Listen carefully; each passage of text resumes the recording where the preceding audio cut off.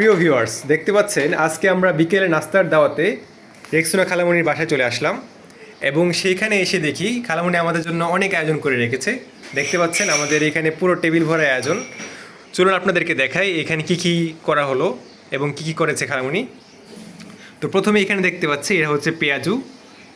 Rexona খালামণি আমাদের জন্য পেঁয়াজু তৈরি করেছে। তারপর এটা হচ্ছে পাকন পিঠা। পাকন পিঠাটা খালামণি দুইভাবে তৈরি করেছে, একটা হচ্ছে এরকম রাউন্ড শেপে, আরেকটা হচ্ছে এই ধরনের ডিজাইন করে। তারপর সেই সাথে এখানে আছে দেখতে পাচ্ছেন এটা হচ্ছে মাংসের পুলি পিঠা এবং এইখানে দেখতে পাচ্ছেন এটা হচ্ছে নিমকি পিঠা। আর সেই সাথে এটা হচ্ছে আমাদের শাকি খালামণি, তার ছেলে আমাদের খালাতো ভাই সিয়ামের গোল্ডেন GPA 5 পাওয়ার কারণে মিষ্টি নিয়ে এসেছিল। এটা হচ্ছে মিষ্টি, আর আমার আম্মু এখানে দুধ চিতই নিয়ে এসেছে। তো এগুলো মিলে আমাদের কিন্তু বিকেলে নাস্তাটা বেশ ভালো জমে গেল। এবং আমাদের খালামণি এখন গেছে চা করতে। এই যে দেখতে পাচ্ছেন আমাদের কিন্তু চাটাও রেডি হয়ে গেছে। এখন আমরা ইনশাল্লাহ সকলে মিলে বিকেলের নাস্তাটা এনজয় করব।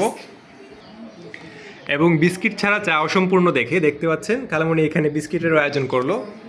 তো মোটামুটি পুরো টেবিল ভরা আয়োজন দেখতে পাচ্ছেন। তো ভিউয়ার্স, আজকে এই পর্যন্তই। অবশ্যই কমেন্ট করে জানাবেন বিকেলের নাস্তার এই আয়োজনগুলো আপনাদের কাছে কেমন লাগলো। ইনশাল্লাহ দেখা হবে আবারও নতুন একটি ব্লগে। এখন আমরা সকলে মিলে এই নাস্তাগুলোকে উপভোগ করব। তো সকলে ভালো থাকবেন, ইনশাআল্লাহ খালামণির জন্য দোয়া করবেন। আল্লাহ হাফিজ।